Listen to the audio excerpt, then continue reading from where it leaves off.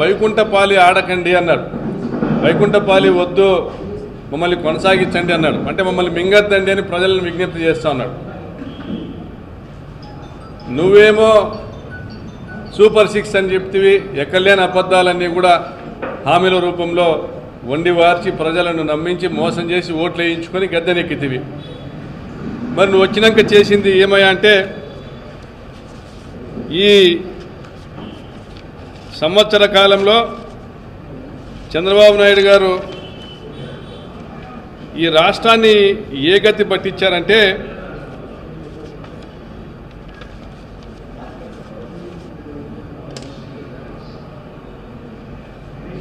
తెలుగు ప్రజల యావత్తు కూడా తాము దగాపడ్డామనేటువంటి ఒక అభిప్రాయంలో ఉన్నారు. ఎనీ పార్టీ, తెలుగుదేశం పార్టీకి సంబంధించిన వాళ్ళు కావచ్చు, జనసేనకు సంబంధించిన వాళ్ళు కావచ్చు, వివిధ రాజకీయ పార్టీలకు సంబంధించిన కార్యకర్తలు కావచ్చు, ప్రజలు కావచ్చు, మేము దగాపడ్డాము అనేటువంటి భావనలో ఉన్నారు సంపూర్ణంగా. ఎందుకంటే జగన్మోహన్ రెడ్డి గారు ముఖ్యమంత్రి అయిన తొలి సంవత్సరం నుంచే ఇచ్చిన నవరత్నాల హామీలను అమలు పరుస్తూ వచ్చారు. ప్రత్యేకించి రైతు భరోసా అనేది రెండవ సంవత్సరం నుంచి అమలు చేస్తానని చెప్పిన రైతు భరోసాను కూడా మొదటి ఏడాదికే తీసుకొచ్చి 12,500 కాకుండా 13,500 ఇచ్చి 5 సంవత్సరాల పాటు 67,500 రూపాయలు ఇచ్చాడు ప్రతి రైతు పాస్బుక్. ఆయన చెప్పిన ప్రతి ఒక్క మాటను నిలబెట్టుకుంటా 5 సంవత్సరాల పాటు సంక్షేమ పథకాలను అందజేశారు. అది చేయూత కావచ్చు, ఆసరా కావచ్చు, రైతు భరోసా కావచ్చు, నేతన్న నేస్తం కావచ్చు, పెన్షన్లు కావచ్చు. సంక్షేమ పథకాల విషయంలో జగనన్న ఇచ్చిన మాట మీద కట్టుబడి 5 సంవత్సరాల పాటు కూడా ఒక సంక్షేమ ప్రభుత్వాన్ని నడిపినారు. ప్రజలను తమ కన్న బిడ్డల వలె చూసుకున్నారు. ఇది నా బాధ్యత అన్నాడు. జగనన్నకు వచ్చిన కష్టాలు ఎవరికీ రాలే. కోవిడ్ సమయంలో 78,000 కోట్ల పన్నుల రాబడి తగ్గిపోయినా, ఖజానా ఖాళీ అయినా ఇచ్చిన డేటు ప్రకారం సంక్షేమ పథకాలు అందించడమే కాకుండా ప్రతి ఇంటికి కూడా ఆశా వర్కర్లు పంపినారు, వాలంటీర్లను పంపినారు, ఇంటింటికి మెడిసిన్స్ అందుబాటులోకి తీసుకొని వచ్చినారు, ప్రతి కుటుంబానికి బియ్యం ఇచ్చారు, ప్రతి నెల 1000 రూపాయల డబ్బులు ఇచ్చినారు. గ్రామ స్థాయిలో, మండల స్థాయిలో, జిల్లా స్థాయిలో ప్రత్యేక కోవిడ్ ఆసుపత్రులను ఏర్పాటు చేశారు, క్వారంటైన్లు ఏర్పాటు చేశారు. నరేంద్ర మోడీ గారు సైతం మెచ్చుకునేటువంటి విధంగా కోవిడ్ సమయంలో ఈ రాష్ట్రాన్ని కాపాడుకుంటూ వచ్చారు. దేశానికే ఆదర్శమయ్యారు. మరి అభివృద్ధి చేయలేదంటే అభివృద్ధిలో కూడా హార్బర్లు నిర్మించారు, పోర్టుల నిర్మాణం చేపట్టారు, మెడికల్ కాలేజీల నిర్మాణం చేపట్టారు, పోలవరం గేట్లు బిగించి పోలవరానికి రూపును తీసుకొచ్చారు, వెలుగొండను దాదాపు పూర్తి చేశారు. గండికోట నుండి చిత్తూరు జిల్లాకు నీరిచ్చేదానికి గాలేరు నగరి ద్వారా హంద్రీనివాకు లింక్ చేసేటువంటి ప్రాజెక్టును ప్రారంభించి 2,000 కోట్ల రూపాయలు ఖర్చు పెట్టారు. అనేక అభివృద్ధి కార్యక్రమాలు, సచివాలయాలు, ఆర్బీకేలు, వెల్నెస్ సెంటర్లు, అనేక అభివృద్ధి కార్యక్రమాలు చేశారు. చెప్పుకోవడానికి 100 ఉన్నాయని జగన్ గారు చెప్పుకోవడానికి 100 ఉన్నాయి. మరి ఈ 1 సంవత్సర కాలంలో ఏం చేశారు మీరు చంద్రబాబు నాయుడు గారు? చెప్పుకోవడానికి ఏమున్నాయి? చెవులో పూలు పెట్టడం తప్ప నిన్న మీరు ఏం చేశారు? మీరు లోకేష్ బాబు గారు నిన్న తగ్గేదేలే అంటే అన్నాడు. తగ్గేదేలే అంటే మా గొంతు మేము కోసుకోవడంలో మేము తగ్గేదే లేదన్నట్టు కనపడతా ఉంది. సంవత్సరంలోనే తెలుగుదేశం పార్టీ పరిస్థితి ఆగమ్యగోచరంగా ఉంది. అక్కడికి వచ్చినటువంటి కార్యకర్తలే 170% మంది వాళ్ళ ఎమ్మెల్యేల మీద విరుచుకుపడుతున్నారు. ఒక సర్వేలో తేలింది. 170% మంది మహానాడుకు వచ్చినటువంటి టీడీపీ కార్యకర్తలు వారి ఎమ్మెల్యేల మీద విరుచుకుపడతా ఉన్నారు. మరి ఈయన సూపర్ 6 అమలు చేయలే, అప్పుడే 6 శాసనాలు అంటున్నారు. ఇప్పుడు రాష్ట్రానికి రాసిన మరణ శాసనం చూస్తున్నాం. సూపర్ 6 అమలు చేయలేదు, కానీ నేను అన్నీ అమలు చేశానని చెప్తాడు చంద్రబాబు నాయుడు. మరి ఆయనకు ఆల్జిమర్ స్పీక్స్కి వెళ్ళిందా? మరి ఆయన పరిస్థితి ఏంటో లోకేష్ బాబు మరి కుర్చీని లాక్కునేటువంటి టైం వచ్చిందా? ఇప్పటికీ పెన్షన్ మినహా వేరే ఏదైనా చేసింది ఉందా? కరెంటు బిల్లులు నేను పెంచనన్నాడు చంద్రబాబు. పెంచి మొదటి 6 నెలల్లో 18,000 కోట్ల రూపాయలు ముక్కుబిండి వసూలు చేసింది కనపడలేదా? చంద్రబాబు మర్చిపోయినారా లేక బొంకుతా ఉన్నారా? డిఎస్సి పూర్తి చేశామంటారు, తొలి సంతకం మాత్రం చేశావు, నీ సంతకానికి విలువ లేదు. ఆ నోటిఫికేషన్ ఉందో ఊడిందో ఈరోజు కూడా నిరుద్యోగులు మోసం చేశాడంటున్నారు. ఉద్యోగుల్ని ఊరించావు, ఉడికిస్తా ఉన్నావు. నిరుద్యోగులంతా ఈరోజు నీ మీద కారాలు మిరియాలు నూరుతా ఉన్నారు. చంద్రబాబు నాయుడు గారు ప్రచార పటోటాలతో, ఆర్భాటాలతో, వికృత చేష్టలతో, వికటహాసాలతో వైఎస్ఆర్ కాంగ్రెస్ పార్టీ కార్యాలయాలను కూల్చివేతలతో మొదలుపెట్టావు నీ ప్రభుత్వం. మరి ఈరోజు మీ ఔరంగజేబు పరిపాలన మెడికల్ కాలేజు అమ్మకాలతో, సచివాలయ ఆర్బీకే వ్యవస్థల రద్దుతో, వాలంటీర్ల వ్యవస్థల రద్దుతో, వెనుకబడిన ప్రాంతాల తాగు సాగునీటి ప్రాజెక్టుల రద్దుతో, మహిళా సాధికార వ్యవస్థను నిర్వీర్యం చేయడంతో, విద్యార్థుల భవిష్యత్తును చిదిమేస్తూ, ఉన్న ఉద్యోగాలు రద్దు చేస్తూ, నిరుద్యోగులను మోసం చేస్తూ, మీరు వ్యవస్థలన్నింటినీ నాశనం చేసి ఈ రాష్ట్రంలో వ్యవస్థలన్నిటి కనపడటంలే. లా అండ్ ఆర్డర్ అనేటువంటి పదానికి అర్థమే తెలియని పరిస్థితుల్లో ప్రజల్ని నెట్టి పోలీసులు మీ గోర్ఖాలుగా వాడుకొని ఈరోజు ఒక అరాచక రాజ్యాన్ని, మీ రౌడీ రాజ్యాంగాన్ని ఏర్పాటు చేసి ఒక గూండా రాజ్యాన్ని ఏర్పాటు చేశారు రాష్ట్రంలో.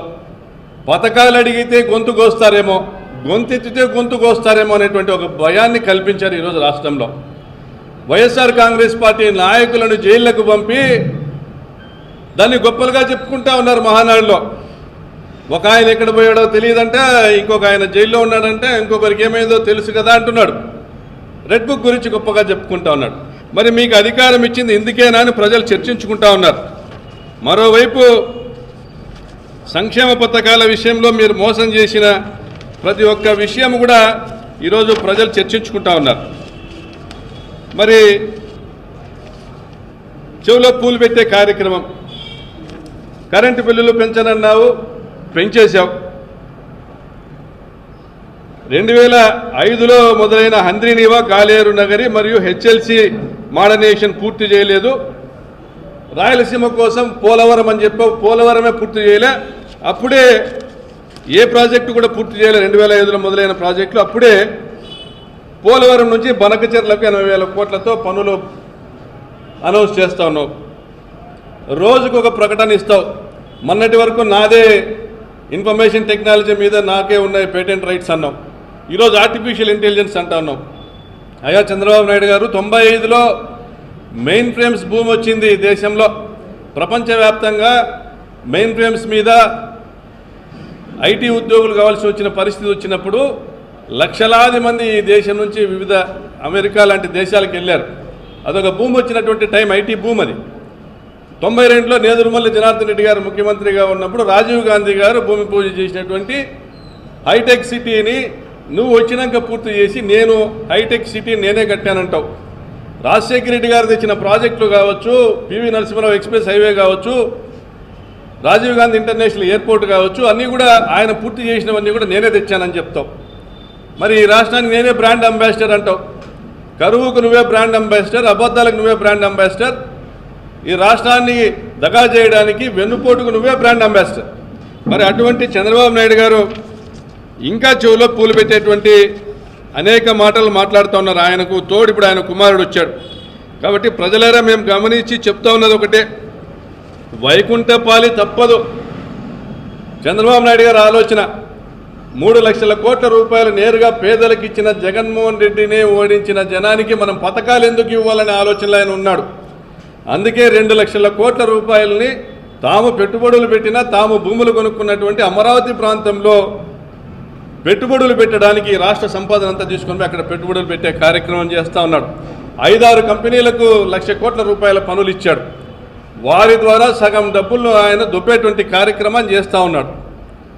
మరి నిధులు బారించేటువంటి తపన ఉంది చంద్రబాబు నాయుడు గారికి, కానీ నీరు బారించేటువంటి తపన లేదు. అందుకే రాయలసీమకు కానీ, గ్రేటర్ రాయలసీమకు కానీ ఎక్కడ కూడా తాగునీటి, సాగునీటి ప్రాజెక్టులకు నిధులు కేటాయించినటువంటి పరిస్థితి లేదు. ఈ ప్రాంతంలో శాశ్వత పరిష్కారం చేయాలా సాగునీటి సమస్యని రాజశేఖర రెడ్డి గారు ఆయన తలపెట్టి మొదలుపెట్టి దాదాపుగా పూర్తి చేయవస్తున్నటువంటి ప్రాజెక్టులని ఏవి కూడా ఈయన ప్రాధాన్యత క్రమంలో తీసుకోవట్లేదు. జగన్మోహన్ రెడ్డి గారు చిత్తూరు జిల్లాకి 20 టీఎంసీల నీళ్లు తీసుకొచ్చే విధంగా గండికోట నుంచి గాలేరు నగర్ ద్వారా ఒక స్కీమ్ను తీసుకొచ్చి సగం పనులు పూర్తి చేస్తే ఆ ప్రాజెక్టును రద్దుపరిచాడు. మరియు జగన్మోహన్ రెడ్డి గారు హంద్రీనీవా మొదటి దశను 6,300 క్యూసెక్కులకు వెడల్పు చేసి 23 టీఎంసీలు అదనంగా తీసుకొచ్చేటువంటి పనులు ప్రారంభిస్తే ఆ ప్రాజెక్టును రద్దుపరిచి దాదాపుగా 43 టీఎంసీలు నష్టం చేశాడు రాయలసీమ ప్రాంతానికి. మరి ఇటువంటి చంద్రబాబు నాయుడు గారు ఈరోజు కడపకు వచ్చి నేను రాయలసీమ బిడ్డనా, రాజశేఖర రెడ్డి రాయలసీమ బిడ్డనా అంటాడు. అయ్యా నువ్వు రాయలసీమ బిడ్డవు కాదు, రాయలసీమ ద్రోహివి. నువ్వు రాయలసీమ ద్రోహివి చంద్రబాబు. రాయలసీమ బిడ్డ అంటే రాజశేఖర రెడ్డి, రాయలసీమ అంటే రాజశేఖర రెడ్డి అడ్డా. ఈ రాయలసీమకు మేలు చేసిన, రాయలసీమకు సాగునీరు తెచ్చిన ఈ ప్రాంత పిల్లలు వివిధ దేశాల్లో ఈరోజు ఐటీ ఉద్యోగులుగా స్థిరపడిన, ఫీజు రియంబర్స్మెంట్ తీసుకొచ్చిన, లక్షలాది ప్రాణాలు కాపాడిన ఒక రాజశేఖర రెడ్డి గారికే దక్కుతుంది ఆ ఖ్యాతి. రాయలసీమ బిడ్డ అంటే డాక్టర్ వైఎస్ రాజశేఖర రెడ్డి. ఇచ్చిన మాట నిలబెట్టుకోవడం అంటే వైఎస్ జగన్మోహన్ రెడ్డి గారికే సొంతం. మీలాగా ప్రజల్ని వంచిన ప్రజల్ని మళ్ళీ మోసం చేసేదానికి మళ్ళీ అబద్ధాలు చెప్పేటువంటి నాటకాలు ఇంతవరకు ఎవరు కూడా చేయలేదు ఈ రాయలసీమలో పుట్టినటువంటి నేతలు, మీరు మినహా. ఇప్పటికైనా మీరు మీ సొంత డబ్బాలు కొట్టుకొని మానేసి, మీకు ప్రజలు ఇచ్చింది 5 ఏళ్లకే, సంవత్సరం గడిచిపోయింది, ఇప్పటికే మీరు మోసం చేశారనే అభిప్రాయంలో ఉన్నారు. పథకాల విషయంలో రాయలసీమ తిరగబడబోతా ఉంది. రాయలసీమ ప్రజలందరూ జగన్మోహన్ రెడ్డి గారి వెంట కవాతు దొక్కేటువంటి పరిస్థితి రాబోతా ఉంది. రాయలసీమ ప్రాజెక్టులను మీరు తుంగలో దొక్కేటువంటి కార్యక్రమం చేయబోతా ఉన్నారు. ఖబర్దార్ చంద్రబాబు నాయుడు గారు, రాయలసీమకు అన్యాయం చేస్తే మీ గద్దె దిగడం ఖాయమని కూడా హెచ్చరిస్తా ఉన్నాం ఈ సందర్భంగా. హాయ్ ఎవ్రీవన్, నేను మీ Pavani. Please like, share and subscribe GRTV. Hi, I'm Jyoti Singh. Please like and subscribe GRTV channel. అందరికీ నమస్కారం, నా పేరు Sambit. Please like and subscribe GRTV. Thank you.